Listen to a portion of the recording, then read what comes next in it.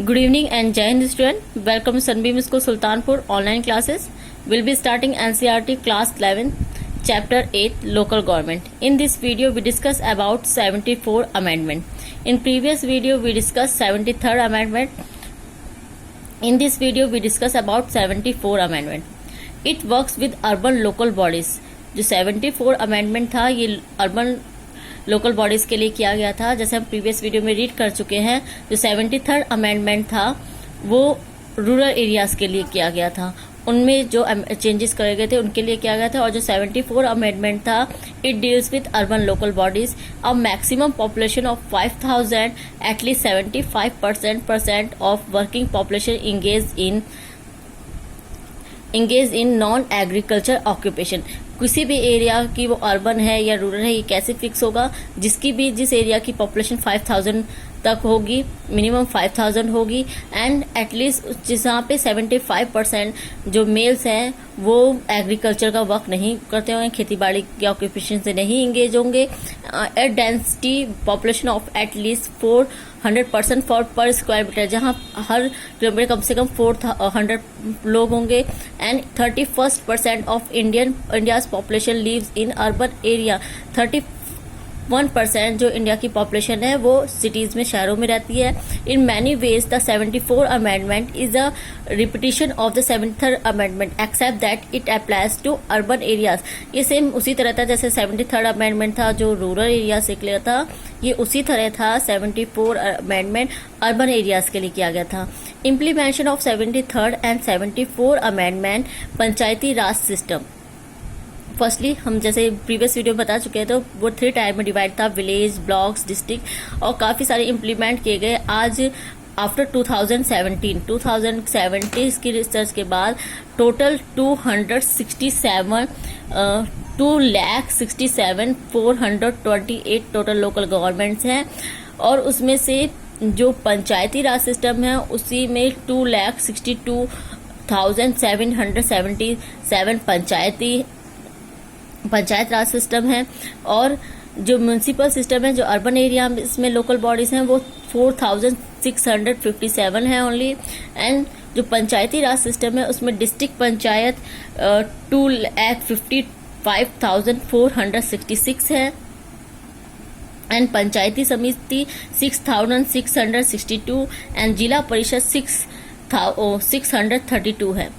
73rd and 74 amendment have created uniformity in the structure of Panchayati Raj and Nagar Palika institution across the country, and more women representation led to women empowerment and a platform for ordinary people to engage development programs. Representation are more responsible and rural development. 73rd and 74 जो amendment किया गया इसका main मकसद यही था कि जो women's हैं वो भी कहीं ना कहीं डेवलप हो, जो एरिया है इंडिविजुअली हर पर्सन जो है वो डेवलप होना चाहिए, उसको अच्छा रोजगार मिले, उसकी जो लिविंग स्टेटस है वो बढ़े। इन रीजन से 73rd और 74 अमेंडमेंट किए गए थे। Limitation of local government. Many states government are not ready to transfer the subjects.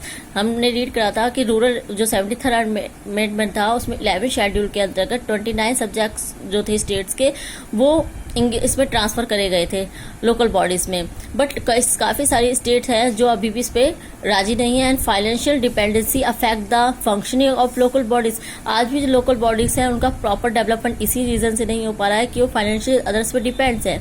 And many of the women representatives are puppets in the hand of male members of party और family.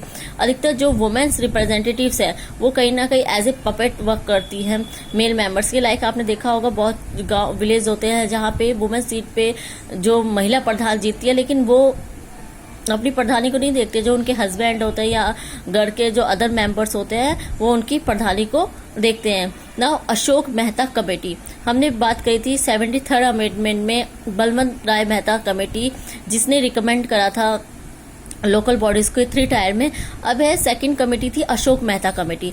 Committee were formed by central government in 1977 under the chairmanship of Ashok Mehta to study about to study about local government. ये जो committee थी ये इंदिरा गांधी जी के time में बनाई गई थी। उसका मेन मकसद था जो लोकल गवर्नमेंट है उस पर डिस्कस करना, उसके बारे में पूरी इंफॉर्मेशन लेना। The recommendation formation of 2 tier system instead of 3 tier system, Mandal panchayat and district panchayat. जो बलवंत राय मेहता जी की कमेटी थी उसने 3 टायर सिस्टम को रिकमेंड करा था, बट जो अशोक मेहता कमेटी ने ओनली 2 टायर सिस्टम को रिकमेंड करा। उनका कहना था केवल मंडल पंचायत और डिस्ट्रिक्ट पंचायत होनी चाहिए। A district should be the first point for decentralisation under popular supervision below the state level. और जो मेन सुपरविजन स्टेट लेवल पे होना चाहिए जिससे डिसेंट्रलाइजेशन हो सके। And the panchayat Raj institution should have compulsory power of taxation, mobilise their own financial resources. जिस तरह हमने देखा जो लोकल गवर्नमेंट भी थी वो अदर्स पे डिपेंड रहती थी अपने डेवलपमेंट के लिए, तो उन्होंने कहा जो पंचायती राज इंस्टीट्यूशन है वो अपने आप टैक्सेशन ले जिससे वो अपने फाइनेंशियल रिसोर्सेज को बढ़ा सके। Now Thungon committee recommended. हम प्रीवियस वीडियो में थुंगन कमेटी के बारे में रीड कर चुके हैं। 73rd and 74th amendment, later parliament passed amendment in 1992 but it came into an existence in 1993। जो लास्ट कमेटी थी वो थुंगन कमेटी थी। इसी के बाद जो पंचायती राज सिस्टम है, लोकल गवर्नमेंट का जो सिस्टम है वो इन्फोर्स किया गया था। इन्होंने 1992 में रिकमेंड करा था जो चेंजेस आने थे, रिफॉर्म करना था लोकल गवर्नमेंट्स को, और 1993 में ये इन्फोर्स किया गया था। एंड 74 अमेंडमेंट के क्या फंक्शन है? 74 amendment works with urban local government और नगर पालिका, जैसे बता चुकी हूँ। 73rd जो होता है वो रूरल एरियाज में वर्क करेगा और 74 अर्बन एरियाज में। And reservation of seats for SC, ST and women, same like जो सीट्स होंगी वो रिजर्व होंगी SC, ST एंड वुमेन्स के लिए, और उसमें वुमेन्स की 1/3 सीट रिजर्व होगी। And appointed state election commission and financial, there are 18 subject are included in 12th schedule. 73rd amendment में 11 शेड्यूल के अंडर में 29 सब्जेक्ट रखे गए हैं और अर्बन एरियाज के लिए 12 शेड्यूल के अंडर में 18 सब्जेक्ट को इंक्लूड करा गया है।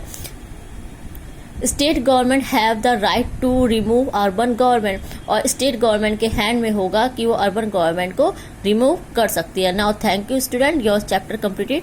Thank you very much.